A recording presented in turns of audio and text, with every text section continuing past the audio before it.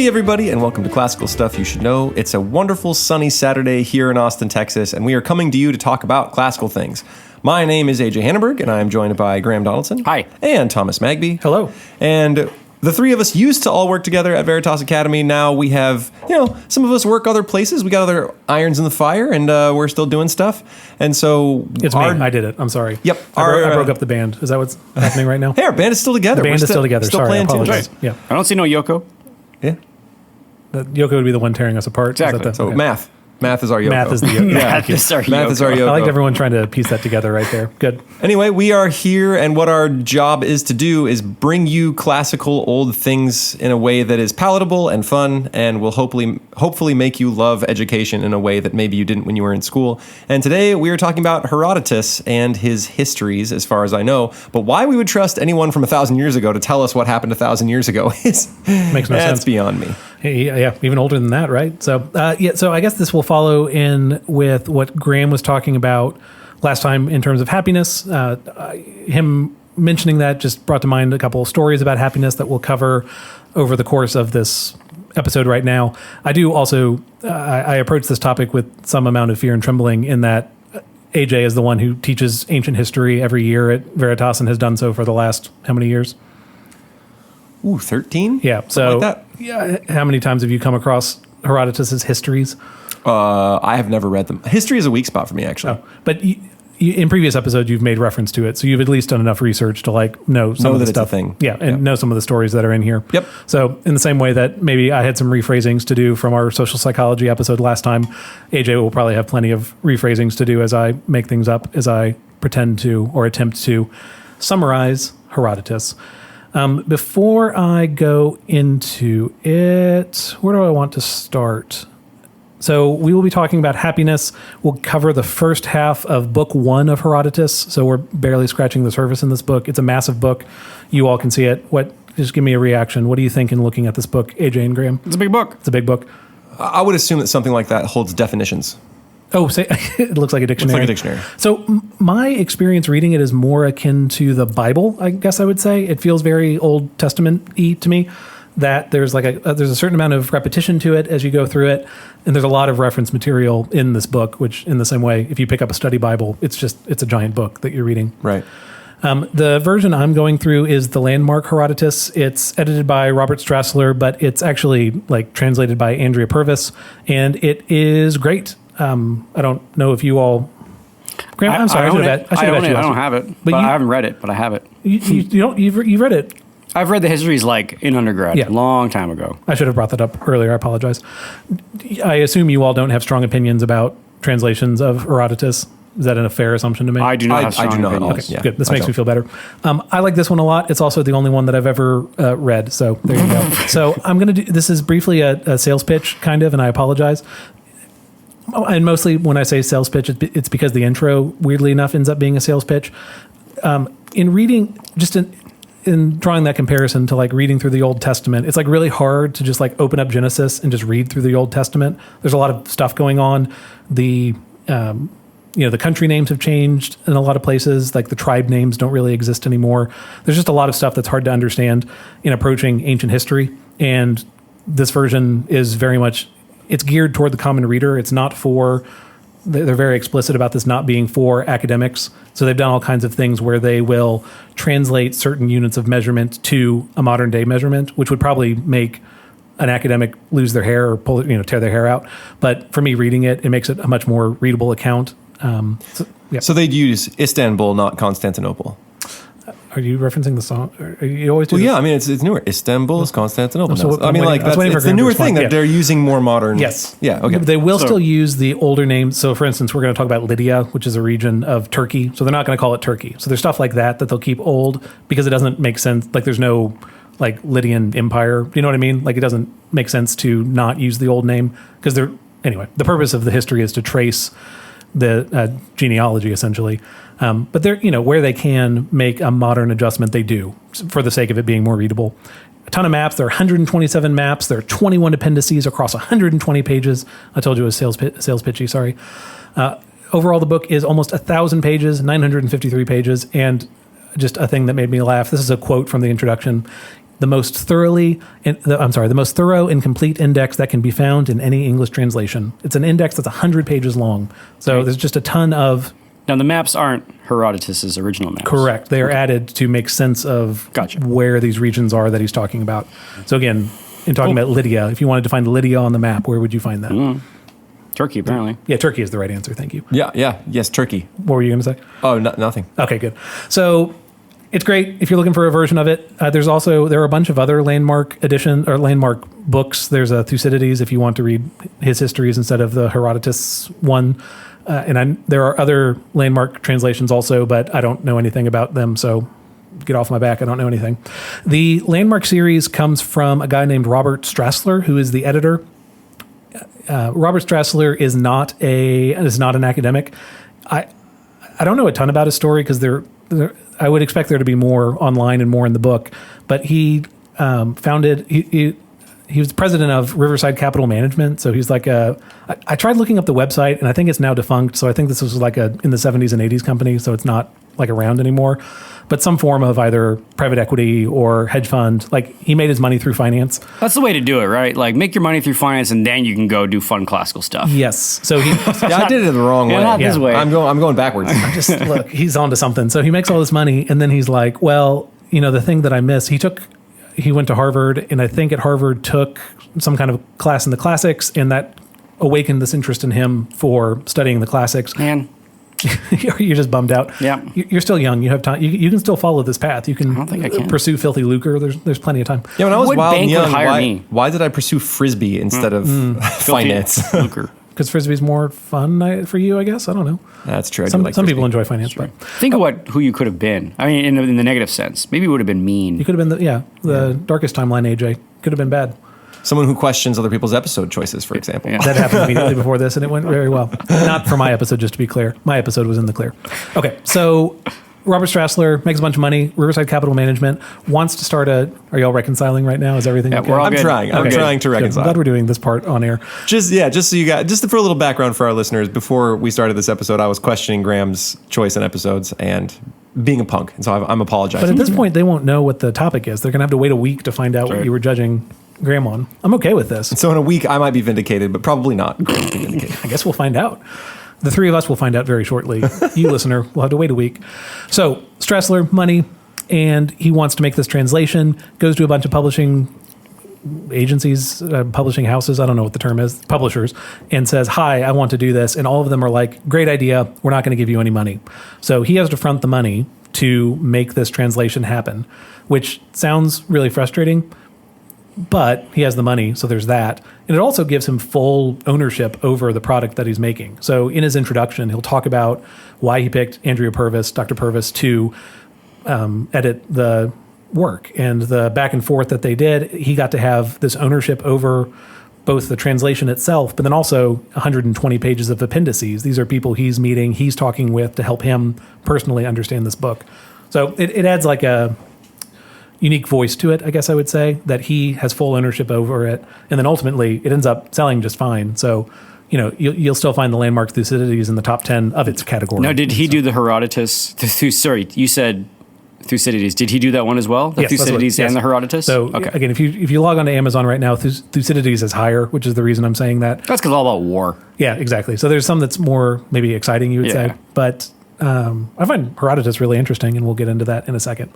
So again, this is all just kind of a rambly introduction to say this edition is great if you're looking for a version of Herodotus. I've been thinking about this recently I hold in high regard the great books of the Western world, the Mortimer Adler collection of books, but the translations are really bad. So like what's actually good about it is the list of books he picks, but not necessarily, again, if you were to go and pick up Herodotus from Great Books of the Western World, it's selections. It's not the entire book, as far as I'm aware. And you don't have 120 maps or whatever associated with it. Translation's a big deal. We're teaching the new translation for Crime and Punishment this year. And? Though it is like a night and day difference. It is so good. Yeah. This new translation. It's the one that is it's this couple. She has a Russian last name. They've done Tolstoy. They've done a lot of Dostoevsky. Oh, it is so good. And our old Norton anthology translation I like shudder to think that we taught from it for 10 years. I mean, it's crazy because it doesn't seem as literary. Like the Yes. sentence structures aren't as complex. The vocabulary is probably a little Norton more. one or the new new one. The new one just doesn't Yeah. seem as literary, but it is so much more vivid and so much more engaging Yeah. and all of a sudden parts of the story make sense that Yes. didn't make sense to me prior. And it was just because, I don't know, Right. there was something missing in the way that they had translated into a more stilted It's fashion. got a great feel to it. Yeah, It I really love does. It's good.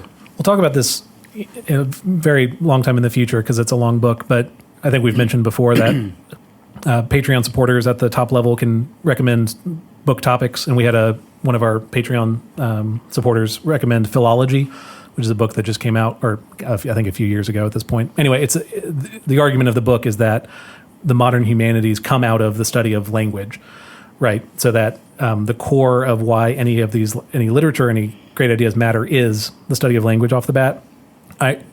The idea that's interesting to me is I like this edition because it's readable. I do think there's some trade-off.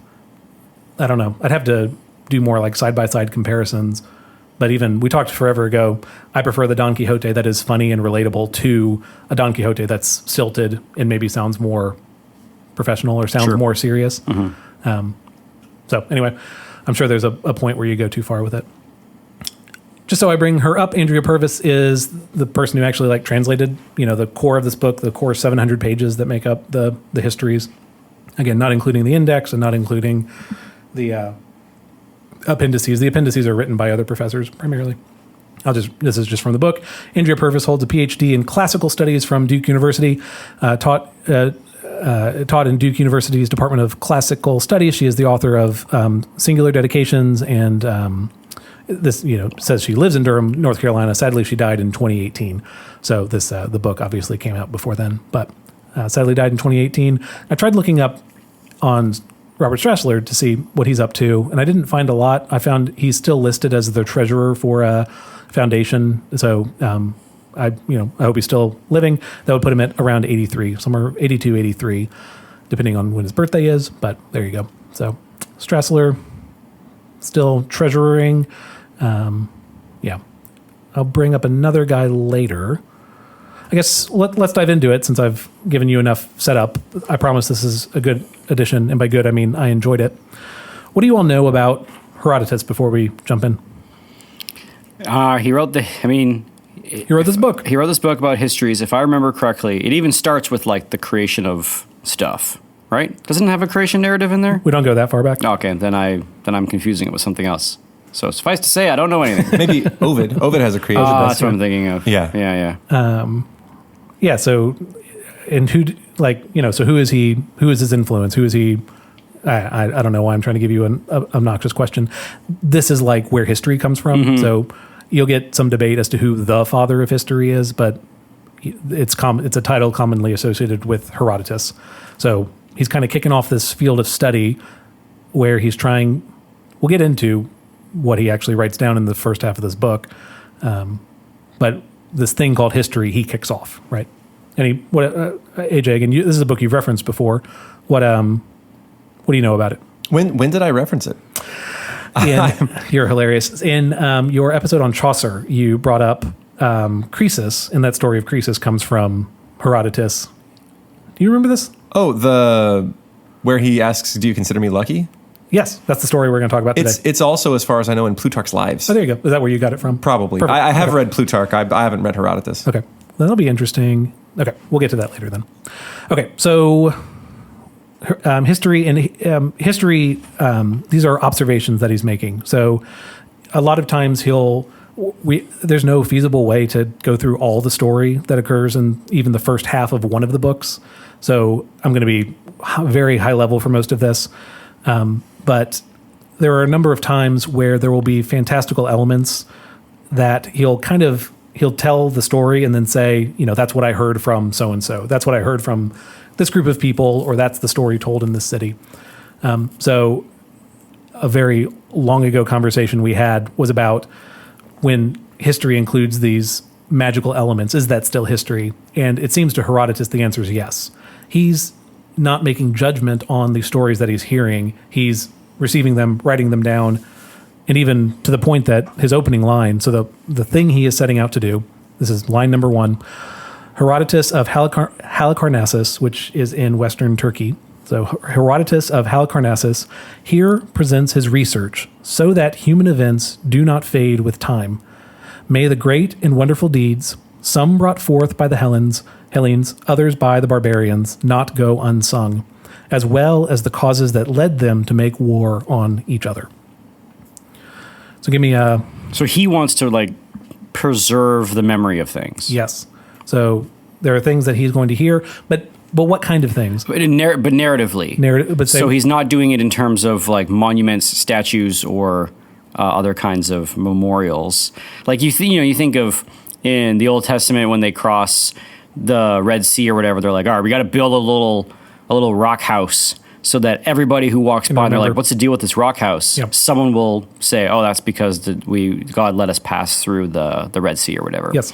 So that still has a narrative, but that's got an oral narrative element to it. But he's wanting to write the story down and have the book itself be the monument. Yes. And when you say monument, it's to these human events, that there are human events that we don't want to forget. Mm-hmm. We don't want them to fade with time. Mm-hmm. So it's a collection of great and wonderful deeds is what he's describing his work as primarily.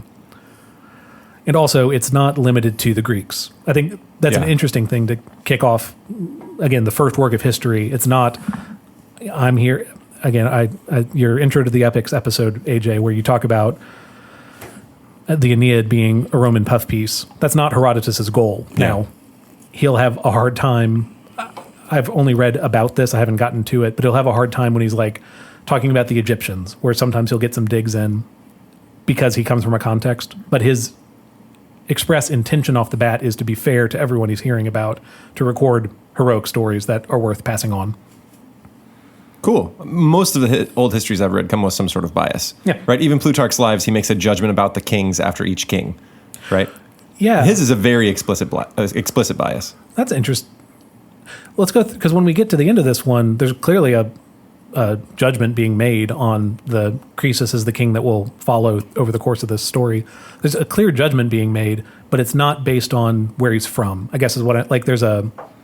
Would you say that's what Plutarch is? Is Plutarch judging them Plutarch tries to be fair, I think. But is he fair? Is he judging because they were his enemies in life, yes, or because of their moral decisions? Yeah. Who, Plutarch? Yeah. It's usually moral decisions. Yeah, okay. And it's the same with Herodotus. Yeah.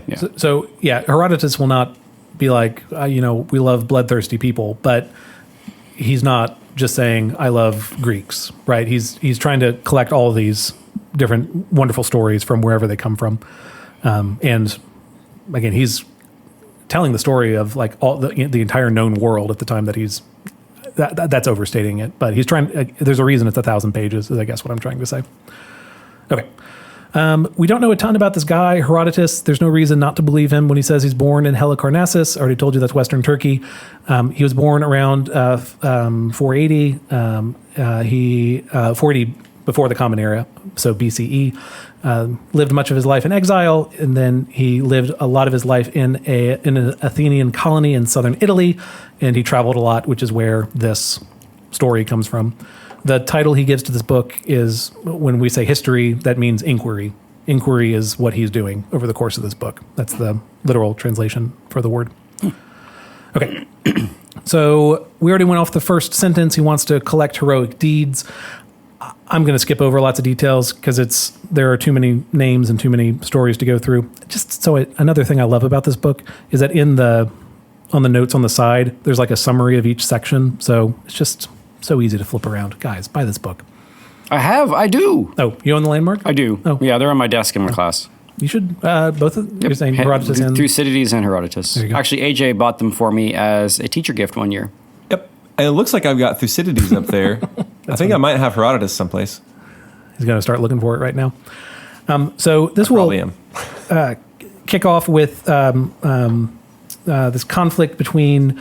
he'll talk about the Hellenes and the barbarians. When he talks about barbarians, it's just anyone who's not Greek is what he's getting at there. There's conflict back and forth. There's this abduction of women that goes back and forth and is met person for person, essentially. So that goes back and forth. And then just like as an aside, he'll have this little thing about a little conflict. Let's see if you've heard this one. They say in the generation following these events, Alexandros, son of Priam, you heard of Priam before? Heard the stories and wanted to abduct a wife from Hellas for himself, quite confident that he would pay no penalty since the other side had not paid either. And so he abducted Helen. Have you ever heard Alexandros for Paris? Alexander, yeah, it's another name for him. There you go. So, the story, he's not telling the fantastical, that's the wrong word, but like he doesn't. He's not telling the mythical Homeric version. the Homeric version. He's telling the story of a guy who there's this abduction of women back and forth between warring parties, and he says, I want to get in on this war. I went in. Yeah. I went in on this. And steals Helen. If people be abducting women, that's right. Yeah. Yep. NFTs. I don't think I like the comparison of women to NFTs. And No, it's just like the frenzy. Everyone wants in on it. Yeah, no, it's that's not fair. good. Thank you. You think crypto is bad? Is that what you're trying? I think people spending thousands of dollars for pictures of penguins. Millions of dollars. What do you mean? It's got to be money And laundering. I mean, it might be kind of flattering, right? NFTs Sure, are man. entirely unique and can't be reproduced, right? That's right. This is true. Yeah. Same with Helen. Same as Helen. So again, it's just like a funny thing that's brought up, not funny, but the Trojan War is a piece of what's happening in this point in Herodotus' story, but it's not told the same way or at nearly the same level of detail that Homer does, almost to the point that it's like very clearly you should go read the Iliad and the Odyssey. Like Herodotus is not trying to recount that entire story right here. It ultimately makes up 2 paragraphs of the story, and then he just moves on from there. But anyway, Trojan War, it happens in here. The main character who he's interested in for this first half of the book is a king named Croesus. Croesus is king of a region called Lydia, which I've referenced a few times at this point. And She's the best companion in Skyrim, too. Lady. yeah, she's also Sworn to carry your burdens. Yeah. What? I don't know what's happening right now. She's also Lydia is also a region that currently we would call Turkey. Just moving on from there. We have to get to Croesus somehow. So Herodotus is going to tell the story of how we get from not the line of Croesus to the line of Croesus, and it involves a guy named Gyges. Now, AJ, in Plato's Republic, there's Gyges and a ring of Gyges. Does this ring a bell? Oh, the ring of Gyges. Isn't that the invisible? It's a ring that turns you invisible? Yes. Do you remember what Gyges does with it in the Republic? He makes himself king, doesn't he? Do you know how he does it? Doesn't he sleep with the queen? Yeah. So it's just like a wretched story in the Republic. Yeah, it's horrible. He's a horrible person. Turns invisible, and I don't know the order, but he turns invisible, kills the king. Isn't there a part where someone gets buried in a pot? He finds the ring in the first place. Oh, okay. So Gyges is out on the land. There's an earthquake. It opens up a thing in the ground. There's a pot. Yeah. Inside of that is a ring that turns him invisible. Gotcha. With that ring, he then goes and kills the king and marries the queen and becomes king. It's like a rare exotic artifact they found. We're really going to follow this NFT bit. Okay, good. I like it. So that's... Wait, we're exotic. Which is it Skyrim again? Sure, maybe. We're I back to don't know. Skyrim. This is good. Just So Lydia is an NFT. Am I following your... Oh, my word. Okay, good. So he finds a ring, and it turns him invisible. Well, he's got to go to Mount Doom. Wait. Yeah, nailed it. Yeah. He has to gather his friends together, Yeah. and this is the the closest I've ever been to Mount... What's this thing that Sam says over and over again? Anyway. But the farthest he's ever been outside of the Shire. That's what I'm looking for. Frodo. That's what he says that a lot. Thank you. Frodo. For some reason, YouTube keeps serving up to me the video that's Lord of the Rings, but every time Sam takes a step, it's that line over and over again. So anyway, for some reason, YouTube thinks that's what I want to watch, which it's not, in case YouTube is listening. So that's the version of the Gyges story told by Plato. It's not the version that's told here. And again, Plato's version depends on this mystical event of finding this magical ring, turning invisible, and then stuff happening from there. The story told in Herodotus is of there's a ruler of this region. So Sardis is the capital of Lydia, or it's like the biggest city in Lydia. So it's Candaules, the king of Sardis. And Candaules he rules. He's not a particularly great guy, as you'll see from the story that we're about to dive into. But Candaules has a beautiful wife, and he loves to brag about his wife. And he's in love with his wife, and he's getting drunk one day and talking with his guard, Gyges, and Candaules is saying, hey, Gyges, my wife is really, really pretty, and she's the most beautiful woman in the world. And Gyges is like, that's great, really glad to hear it. And Candaules is like insistent, no, she's like the most beautiful woman in the world, and I need to prove it to you. And Gyges is like, I don't want you to prove this to me. And Candaules says, here's what we're going to do. I'm going to go up into the bedroom, and while I'm in the bedroom getting ready for bed, she's going to get undressed to get ready to go to bed. You stand behind the door so that she can't see you. Just look at her, just to prove she's the most beautiful woman in the world. And Gyges is like, that's a horrible idea. I hate this idea. I don't want to do this. It's dishonorable. Look at the time. Thanks for dinner. Got to be going. Gyges is right. Let's. Gyges even will say he quotes a proverb at Candalis: "Look only at what belongs to you. I do believe that she is the most beautiful of all women, and I beg you not to ask for what is against all decency." So Gyges is like, I don't want to do this. Gyges sounds like a stand-up guy. Gyges is a stand-up guy, but Candalis is not, and he is insistent. And so Gyges is like, you're my king. I guess we're doing this. So that's what happens. Candalis goes up to go to bed. The queen is up there going to bed also. Gyges is behind the door hiding. She's naked. And then Gyges sneaks out because he's like, I don't want to be here. But Candalis' wife sees Gyges. Ruh-roh. And so Candalis' wife then goes to Gyges the next day and says, hey, I know that you saw me. I'm going to give you two options. You can either kill yourself or you can kill my husband and take over the kingdom, for the reason that he quoted before. It is wrong to look upon one who's not yours. Oh man, that's an ultimatum to start a relationship. Yeah, how do you like that? Yeah. Well, there's an either-or fallacy right there. It's like either you kill yourself or you kill my husband. I'd be like, or I move away from here. It's not even. Yeah, again, it's at any rate, either he should die since he planned the deed, or you should since you saw me naked, which violated all decency, which is what Gyges said at the beginning.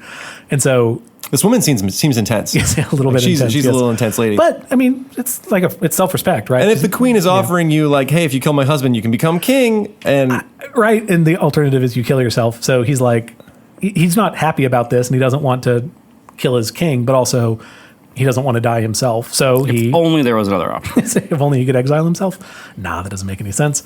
But so that's what happens. So Gyges kills the king, Candalis, and he becomes the king of Sardis. So Sardis is the capital, king of Lydia. And this then moves the lineage from I think it's the Heraclids were Candalis' line, and then it's the Sardines. Is that? You're just making that up. Thank you. I want to say mermaids, but it's mermads, I think is how it's spelled, which is a dumb name anyway. So the line Merman. Please continue. Merman, maybe. Yeah, thank you. So that is what shifts the line from Heraclides to the line of Gyges. We'll just go with that. But there's this thing at the end where Gyges is told. So Gyges wanted to act honorably. He was forced into what he did, but he still did a horrible thing by killing his king. And so the compromise that's come to is that he will not pay the penalty for this. He's going to be king. He's going to live a good life. He's going to have kids. But his kids are going to have it. There's going to be a punishment down the line because his line benefits from all this, and it was evil that kicked it all off. So shouldn't have gone to that dinner party. That's exactly right. So the oracle did in fact declare. So I want to say Gyges sent a bunch of gifts to the oracle Delphi, and in response, the oracle did in fact declare for him. So Gyges is declared the king. So, but the Pythia, so the person who speaks for the oracle, the Pythia, added this: retribution would come from the Heraclids to the fourth descendant of Gyges. The Lydians and their kings disregarded this part of the oracle until it actually came to pass, which it's a long book. We'll get there eventually. So they're like, 4 generations? Okay. Who cares, right? Like, got some at time. This point, they don't care. And for all intents and purposes, I don't think that was passed on. So it's not mentioned again until it's relevant. So I think they just kind of ignored that part and just kind of kept going with the story. I mean, if you're the guy who's getting the thing, you're like, oh man, my kids and grandkids going to be fine. Right. Then what do I care, right? Yeah. I don't give 2 rips what happens but that far down. Then if your life's if you're having a real rough go and you go to Ancestry.com and you start looking back on it, you're like, oh, this is why. There's like a little asterisk. Yeah, great grandpa cursed me. But it looks like all that's little drop down menu. Right. It's like, I need to know about this. But like just in following the story from, I got it. What do you got, AJ? I was just thinking like 30% Sardinian, 40%, Helene, also 5% cursed. Only 5%. I can deal with 5%. So then what follows this is just Gyges has children, they go into battle, there's like genealogy. Again, this is like straight up Old Testament stuff. There's the boring stuff, sorry, I would never, in between the like story parts of it. So that then takes us to the guy who we're interested in, who is Croesus. So Croesus is a descendant of Gyges, and will... Which one? One of them. Again, Is he 4? Is he the cursed guy? We'll get to it. Okay. But so Croesus will become king of Lydia, so king of Sardis, and there are good parts to him. He's combat is really important, so he's really good at making combat. He beats a bunch of other kind of cities, or not city-states, but like tribes around him, other people groups around him, and he gets really rich. I'm an old soul. Have you all heard the expression "rich as Croesus"? Mm-hmm. Is this what does that expression mean? Does it mean you're poor? No. What does it mean? It means you're rich. Okay. Do you know where? Thank you, listener land. Why is that an expression? And you're going to say because Croesus was rich. Anyway. Do you know more about it than that? Didn't he eventually lose his riches? We'll get to that. That does come eventually. So you're saying that the saying kind of has this kind of subtone. Like, oh man, you rich, but there's this curse to it. Yeah.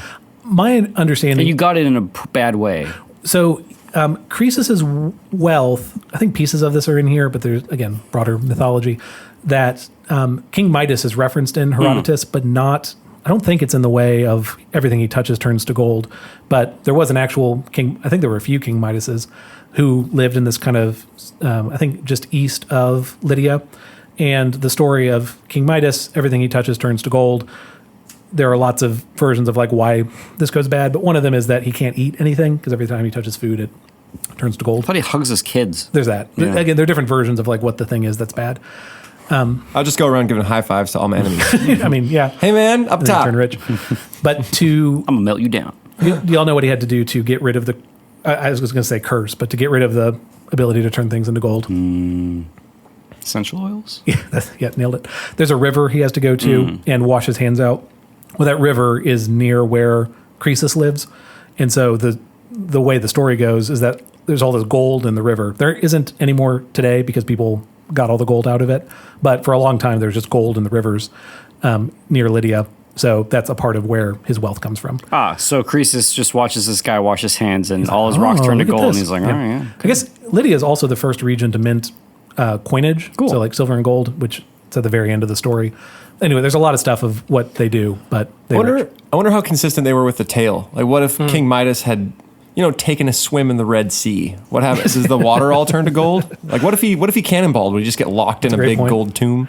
There's a specific one that I think it's the Pythia Horrifying. told him to go to, but I guess, I don't know. You take a shower, you just pelt it with little gold rocks. Yeah. Look, as long as I get gold out of the whole thing, that doesn't sound so bad.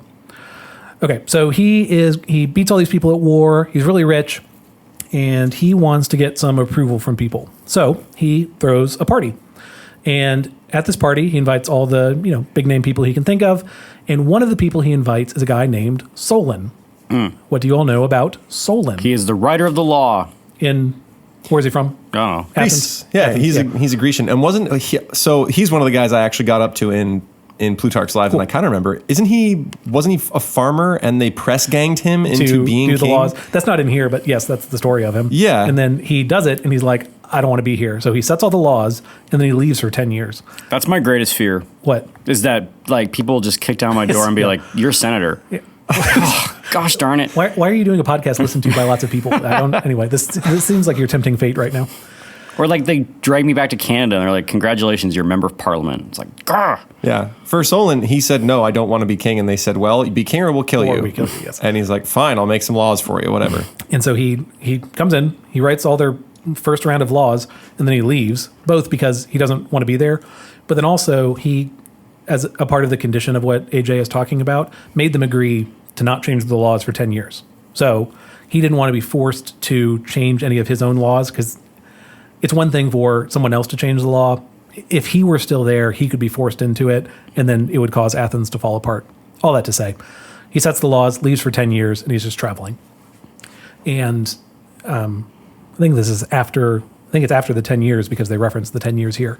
Anyway, so Solon is in Lydia at this party where Croesus is showing off how wealthy he is. He shows off all his money. He shows off he has children. He shows off just his family is doing well, and he wants everyone to praise him, to tell him how great he is. And so Croesus asks Solon, obviously he's begging the question. He's looking for a specific answer. Croesus asks Solon, who is the happiest of men? Hey man, how great am I? Which is, which the first time he asks it's clear Croesus is trying to pretend that he's like objectively asking the question, but Happiest of men, or was it luckiest? I've heard the story as luckiest. I think it has both in here, but if you give me a second, I'll answer it. But tell me, it's so I really can't resist asking you now whether in the search for knowledge. So wait, I just read the same thing. You have seen yet anyone who surpasses all others in happiness and prosperity. So happiness and prosperity. Yeah, I gotcha. Okay, so what does Solon say? Does Solon say Croesus? No. No. Who does he say? I can't remember who he says, but the stipulation is you can't know if somebody's happy until they're dead. That's right? the punchline we'll get to in a second. Sorry. Yeah. That's fine. Ruined it. No, it's we're 180 episodes into doing that. How could you, Graham? No, I'm joking. That was a joke. Okay. So the first answer is Telus the Athenian. Do you want to make a joke about Telus? That seems okay. Don't. I think I've killed it by asking you to tell a joke. So tell us a joke. No. Okay. So sire, that would be Telus the Athenian. What do you all know about Telus the Athenian? I know nothing. 0. Correct. Where else is Telus the Athenian mentioned? I said I know nothing about him. Nowhere. This is the only place he's. Oh, really? He's not. This is It's Herodotus. just some dude that Solon knew. He's like, he's a jolly fella. Yes. Gives And great that's his dinner answer parties. to. And I love this. Solon, this like. He was king of Athens, right? He founded the law. He's traveled the world. And his answer is like, some guy from back where I used to live. Like that's his answer. And Croesus is kind of puzzled and says, why? And Solon says, for one thing, he lived in a famous city. So he likes Athens, right? And had good and noble children. And he saw all his children and grandchildren survive him. Besides, he was well off, at least by our standards of living, and he ended his life in the greatest glory, for he came to the aid of the Athenians in a battle against the neighbors in I don't know how to say that, and forced the enemy to flee before he died most nobly on the battlefield. Dang. The Athenians buried him at public expense at the very place he fell and gave him great honors. Huh. What a life. That's the life of Telus. Yeah, it sounds great. So he had great kids, got to meet his grandkids, got to fight until his very last They all day. survived, which is pretty unique for, in For history. that time, right? Yeah, sure. And Everyone loves him. Yes. He's a hero. Dies a hero. yes, and that's the happiest of men. So he's got a lot of kids, lives a long, full life, and then dies a hero. That's awesome. Yeah. Let me give you the second one, and then we'll chat a little bit. So Croesus obviously is not happy about this answer. And so he goes, who's the second happiest person you know? and Solon kind of thinks about it, and he goes, well, it's a tie for second. These two sons named Cleobus and Biton. And we've talked about them, 100 episodes ago. But Cleobus and Biton, you all know this. Aren't they the fellas that dragged their mom to town? Yes. So their mom wants to go to town for a party to celebrate Hera, and the servants don't. What's it called when you get the Yoke. They don't yoke the oxes in time, or is an ox what you would take to anyway? Whatever the animal is, probably a horse or something. Whatever thing needs to be yoked to get the mom to the town, the servants don't do it, and so And her hair is all did, and it's time to go. she's ready to go. Yeah. And she needs to leave at this time to make it in time. And she's worried that she won't get to honor Hera if she doesn't leave. And so she's distressed. And her two sons look at each other and they decide to put themselves in the yoke. And they they pull their mother 6 miles to town to, which has to be really painful in the first place. And they're if you see statues of them, they're broad-shouldered for this reason. But they take their mother to town, 6 miles. They exert themselves. They're really tired when they get there. They get to town.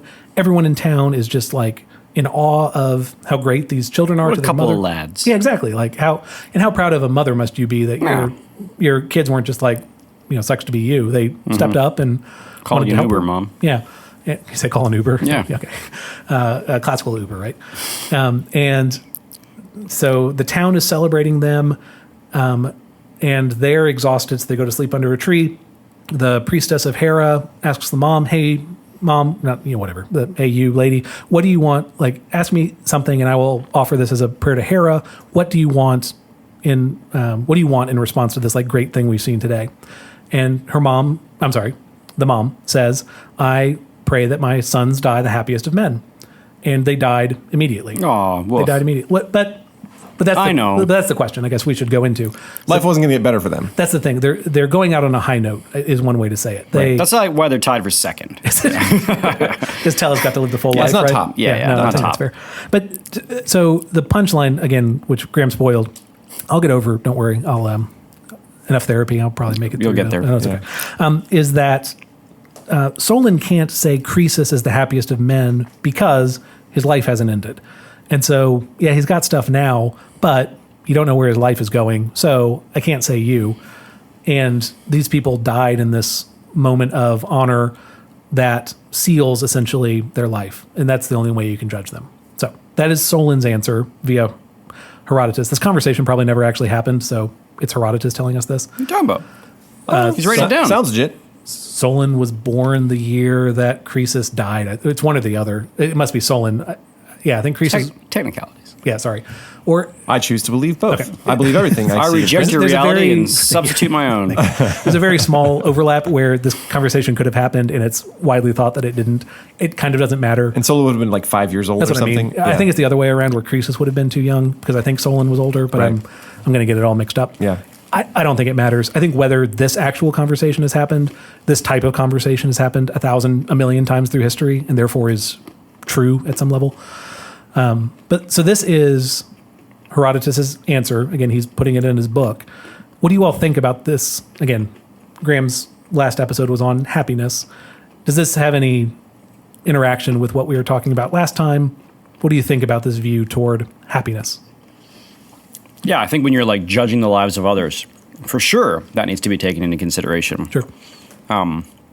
When you're talking about what are the moments that make my life happy, I think what we were talking about last episode still qualify. Sure. And it qualifies because if you look at the happiest guy, he has Yes. those things. Family who loves him, a community that respects him, meaningful work. Yes.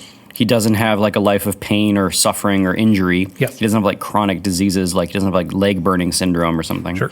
So say- he has those things, Yes.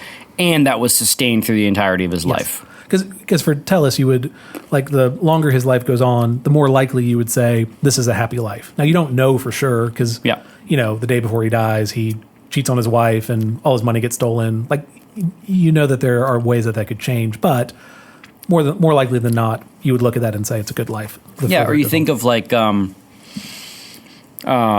Corrie ten Boom, The Hiding Place. She's a Dutch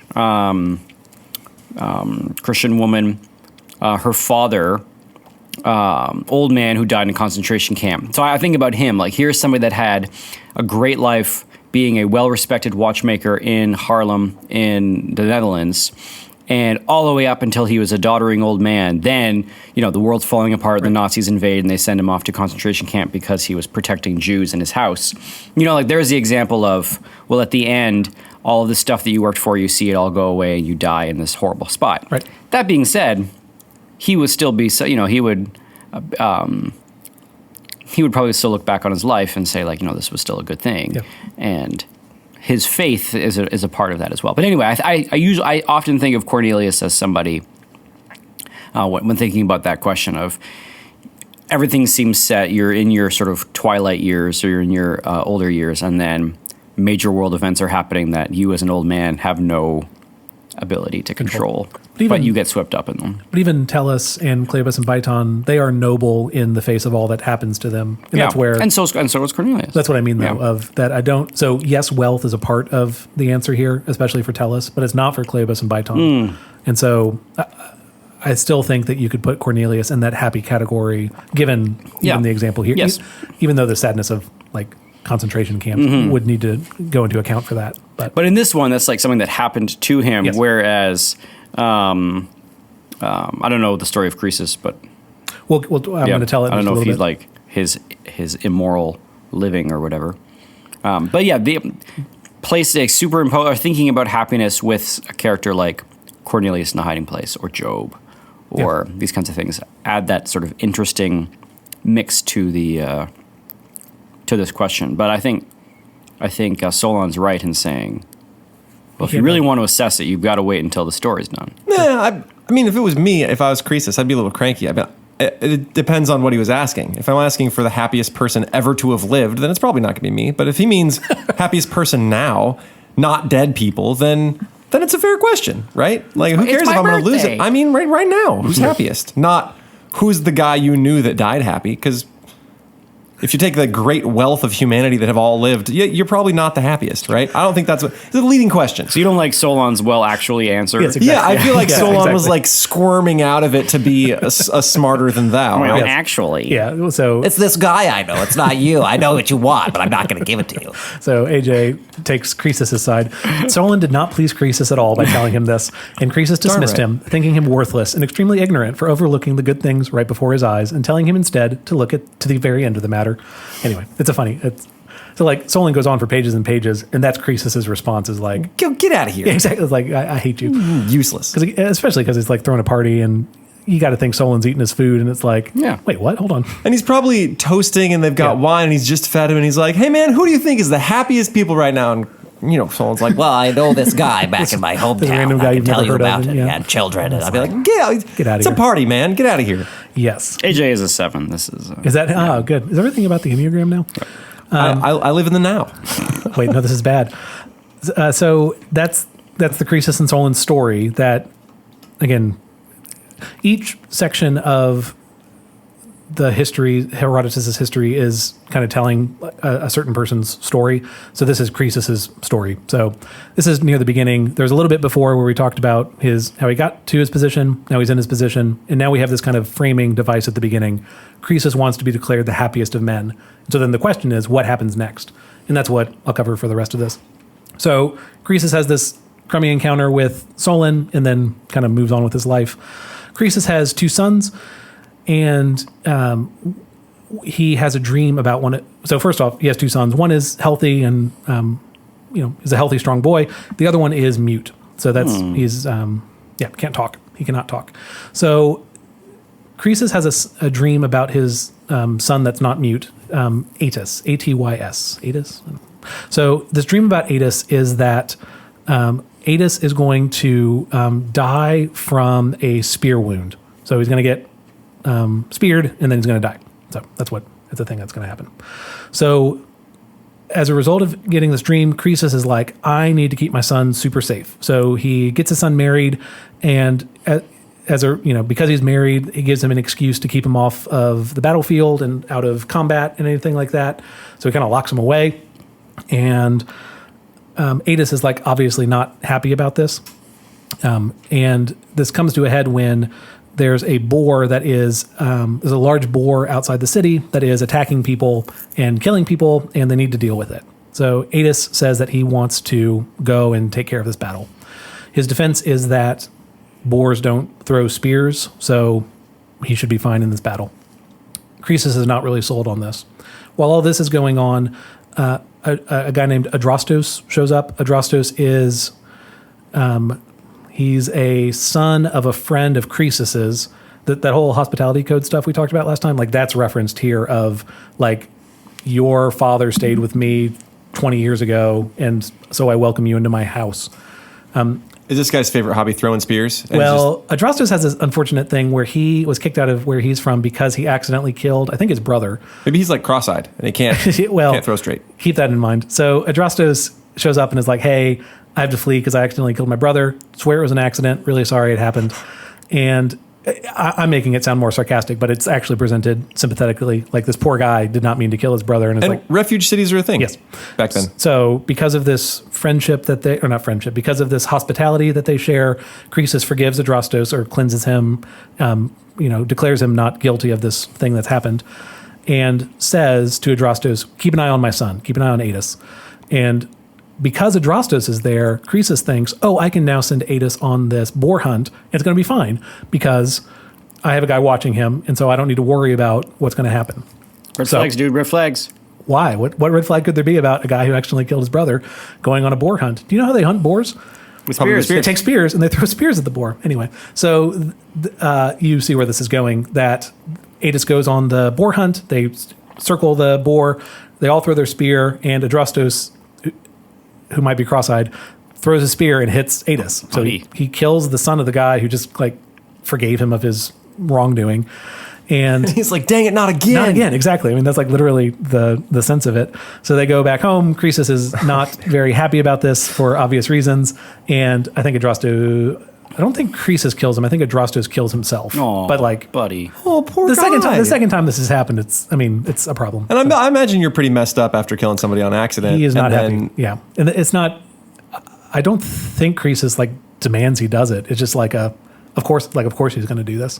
Yeah. Oh, it's sad. It is very sad. It's not very good. Yeah. So this Croesus then continues on from here. He's hearing rumblings of this conflict brewing, this great king from kind of across his boundaries who is starting to conquer some lands around him, and he wants to have the support, or he wants an edge in combat, and so he sends a bunch of gold and like dishes and bowls and stuff to the oracles, and he tries to test the oracles. He wants to find out which oracle is like legit and actually knows their stuff. And so he sends out all these groups of men, and on the same day, at the same hour, they all ask the oracle, what is Croesus doing? They dress it up better than that, but they all ask, what is Croesus doing right now? And the Pythia, the Oracle of Delphi, the representative of the Oracle at Delphi, gives the right answer, saying that he's cooking lamb and turtle in a copper. Hold on, let me get it. Into the depth of my sense has come the smell of hard-shelled tortoise, boiling in bronze with the meat of lamb, laid upon bronze below, covered with bronze on top. So he cut up a tortoise and some lamb, put it in a bronze pot, and Oracle of Delphi got it. Sounds really good. I'm getting hungry. You want tortoise? Tortoise here had turtle? Never had tortoise. I don't know. Maybe. I thought you were going to say you did. Is it like I've had all kinds of weird Never foods. had. I've had Canadian weird food. specialty? I've never had turtle. Missing out? I would eat some turtle. Would you? Yeah. Then this proves that the Oracle at Delphi is the legit one, so he starts going to the Oracle at Delphi for all of his prophecies, and so we get a couple of prophecies that all go exactly according to plan, and nothing sketchy happens with any of them. Let's see. So he asks questions about what he should do in regards to this king, and I'm trying to find the quote, and I'm not seeing. The first one is that Croesus, when you go to war, a great empire will end. And he's like, awesome. This like Cyrus guy is like, I'm going to destroy this guy. He's got a great empire, and so let's go. And then the second one is... You just forgot about the empire he owned? What? I don't know what you're talking about. And the second one, but whenever a mule becomes king of the Medes, then tender-footed Lydian, flee by the pebbled river Hermus, and do not delay nor feel shame at being a coward. So when a mule becomes the king of this place he's going to fight, run away. And he's like, a mule's never going to become king. Like, that's crazy. Do you know what a mule? Where does a mule come from? Do you all know? Donkey horse. Donkey and a horse. So kind of this like mixed marriage. Yeah. Okay. Just things to keep in mind. So the oracle was being all shady and, Oh, yeah. and fooling Being with him. symbolic. Oh, yeah. Being metaphorical. Man, those metaphorical And oracles. so Croesus is like, Oracles. oh, we did it, guys. Okay, so Croesus is like, okay, I got the legit oracle. The legit oracle told me that a great empire is going to end when we go to war, and that I only need to be worried when a mule is the king of this other land. So I'm great. I'm going to go to war. There's a bunch of other interesting stuff that I don't have time to go into. He doesn't have any advisors, people being like, He doesn't. And he Okay. ignores them all. So there are a couple stories in here of someone who's like, you sure you want to do that? And he's like, yes, I have the oracle backing me. And we'll get the oracle defending themselves later. We probably won't get to it, actually. But in this intermediate time that I won't actually get to talk about, we learn about the origin of Athens. We learn about the origin of Sparta. Like Kyrgyz. Meanwhile, is Solon just being like a jerk at other parties? All this, We don't hear about Solon again. just being like a real wet blanket. Who's the fastest runner? Well, at one time, I you know. believe the fastest thing in the animal kingdom is a cheetah. the person who never runs. It's like, oh, Wow. Oh, wisdom. That's the answer to Zeno's paradox, right? You just never walk.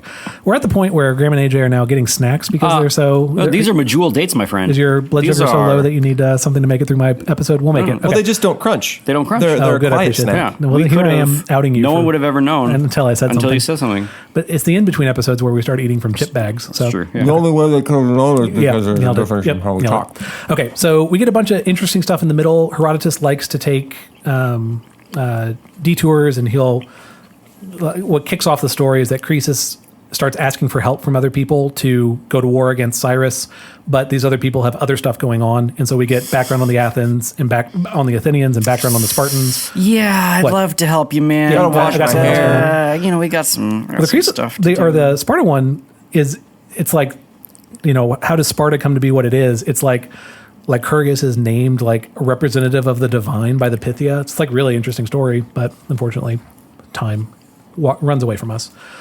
I'll skip all that to just get to the fight with Cyrus. That's the relevant part. So no one comes to help Croesus, which is unfortunate for him. And so they start this combat. Cyrus is kind of looking at his options.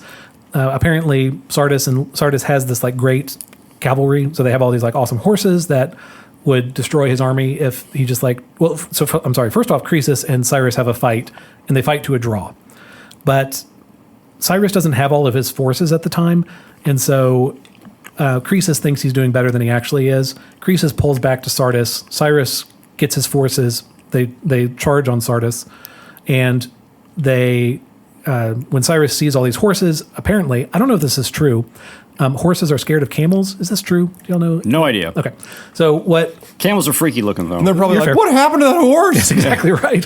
What's the thing on his got back? some sort of mutation? What did they do to him? Yeah. So Cyrus gets all these camels and uses those to like, that's the front of his army is camels attacking Sardis, which has to be hilarious because it's like really slow. But the horses... No, dude, camels can camels book it. can Can they really? They can get to a clip. Never mind. Oh, yeah, I take they're it back. I'm dangerous. so sorry. All my It's just camel hard to get on listeners, them. I'm so And sorry. they also spit a lot, so there's That that. part is true. Well, they also smell funny, I think, is what they say here. But And they're just jerks. They'll bite you. And you don't have to give them water every That's a great every so often. guys, we should trade in our horses for camels. You ever ridden a camel? No, I've never been on a camel. So, have you been on a camel? I've been on a camel. In where? Where were you? I was in Egypt. Were you? Oh, good for you. That's cool. So these camels march on Sardis, charge on it, charge quickly. They run as fast as the wind, and the smell of the camels freaks the horses out, and the horses all bolt, and Cyrus just destroys Sardis, just destroys this town. Or not, I'm sorry, he keeps Croesus alive. That's one of the rules, but his men do start pillaging. They start taking everything in the town, and it's hardly even a battle. All these people die. It's horrible. Then there's this whole prophecy about how Croesus' son wouldn't speak until the day of Croesus' fall, and on this one day, a guy's about to stab Croesus, and Croesus' son yells, "Don't kill Croesus!" And Croesus is like, "Dang it! I knew this was a bad day, but now I know it's bad." Morning, Dad. Shut up! Stop talking. So that happens, and Croesus is then put on the pyre. Is put on a pyre, and he's going to be burned alive. And he's like, That is unfortunate. it is unfortunate. And he's just like standing there. In a previous episode, we said that he was in fact burned at the pyre, but that is not what happens to him. Thank you to listener Theo. You literally emailed me within the week we were doing this episode, so your timing is impeccable.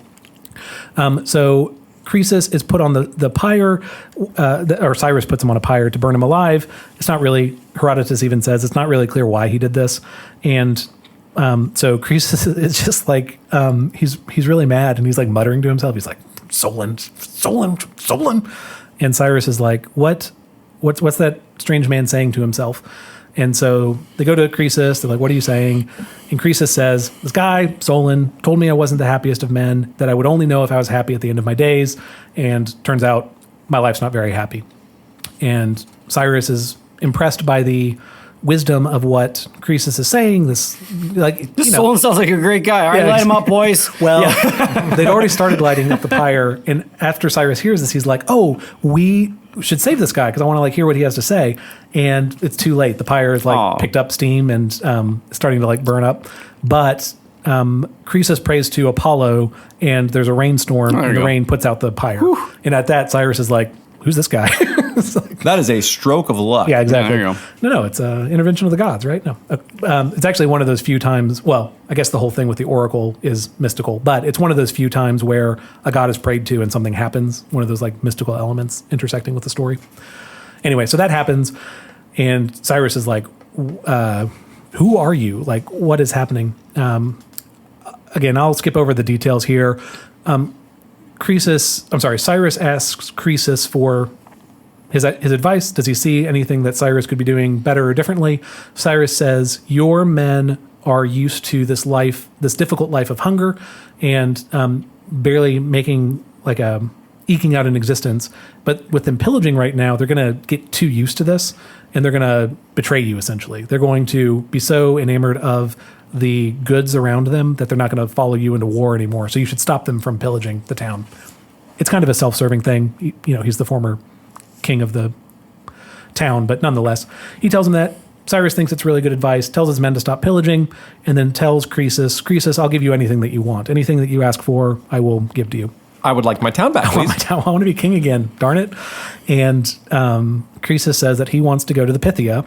He wants to go back to the Oracle at Delphi to smack him in the face. Yeah, to confront them. And is the Pythia a woman? Is that? I think so. Okay, confront her. And it depends. I think it depends. Confront them, and say to confront them and say, you lied to me, essentially. Like, yeah, a mule, really? Yeah, mule, really? And so that's kind of the end of Croesus' story in here. That he goes to the Pythia, he has his shackles on him, and so he lays his shackles like as an offering to the Pythia and says, "What the heck? Why did you do this? Why did you lie to me?"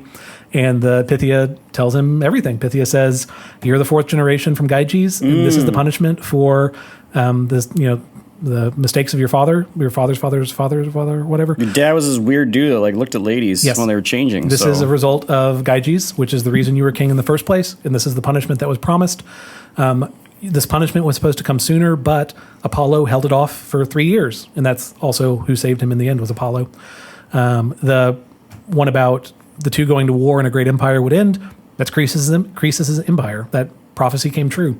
And the one about a mule, this apparently might not be true, but it's said that Cyrus's father is some kind of noble and mother is like a peasant or vice versa. But that's the mixed marriage in the way that a mule comes from a horse and a donkey. Yeah, sounds like That's a equivocation to stretch. me. Yeah. That was- Yeah, again, no time for this, but maybe this is for the in-between episode, but it's hard to tell. It's like that Nicodemus thing where like we find ways to justify how the prophecy was true, even though at the time I don't think they knew.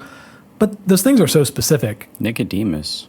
Isn't that the... No, You mean he's- Nostradamus. Nostradamus, I'm sorry. It's I was like, Nicodemus, what's his that guy- prophecy? sorry, Like, no, yes, he was a wee Nostradamus, little sorry. man? No, no, wait, that was... that's the text. That's Zacchaeus. That's Zacchaeus. Oh, jeez. Yeah. Who's Nicodemus? He's the one who wants to sell... he wants to buy his way into the kingdom, right? Isn't that... I can't remember. Oh, we'll find out. Someone will And I'll email. apologize for it later. I thought that was Simon. It is Simon because it's Simony. Sorry. Yeah. Right. See, we can't get any of this No, right. Why does anyone listen? No, sorry. No, listen to our podcast. So that's the end of the story. So Croesus's failures ultimately are on him. He was arrogant, assumed the best for these prophecies, and they didn't play out the way that he wanted to. And he ended the reign of the Heraclides, his line of people. And so part 2 of book 1 is the story of Cyrus, which I haven't gotten into, but that's kind of where we go from here. Cyrus is awesome. We should do an episode on Xenophon's history of the life of Cyrus. It's Cyrus so the Virus. good. I don't think that's what they call him. Cyrus is a bro. Isn't he great? Yeah. He? Yeah, okay. Cyrus the Great, isn't he? Okay. He's a bro? He's just like he's Parties awesome. all the time? He's just super cool. I don't think he meant, did you mean bro that way? I just mean like you just want to be friends with Cyrus. Oh, okay. Well, and again, I haven't read that part of the book, but that's where Maybe goes Herodotus from here. disagrees. But Maybe, I guess we'll find out. But again, that's Xenophon loves what them. we're tracking these stories that we're kind of east of Greece right now, but he's still tracking the great deeds. He's trying to balance the good and the bad. Croesus wasn't all bad. He still built this empire, great at combat, but there was a foolishness, which I think leaves the story as a warning of not counting oneself too happy, blessed, lucky too early, right? So that's the place to land it for right now. We'll talk more in the in-between episode, I am sure. Cool. Cool. Sounds great. Well, this has been Classical Stuff You Should Know. You can find our website at classicalstuff.net. You can find our podcast pretty much anywhere podcasts happen. We are on Spotify, we're on Google Podcasts and Apple Podcasts. And you're here. And you're here, that's right? actually a Which good means you point. kind of nailed it somehow, right? Good job. You found your way. Congrats. Yep. Unless we're being clipped on some random, side site. But you can find our stuff. And then you can email us at theguys@classicalstuff.net. We will try to get back to you as soon as we can. You can support us on Patreon, patreon.com/classicalstuff, I believe. You got it. Yep, nailed it. And I think that's it. Yeah, let us know if we got things wrong. We often do. And we like to interact with our fans. Cool. So we appreciate everything you guys do. Oh, you can tweet at us at CLSSCAL stuff. if you think you're the happiest of men, drop us an email. Yeah. We'll let you know. Yeah. We'll tell you that it's not you, it's this guy Telus, who's apparently the happiest. So it's not you, go home. All right. It's true. And this is Classical Stuff signing off. Bye. Bye. Bye.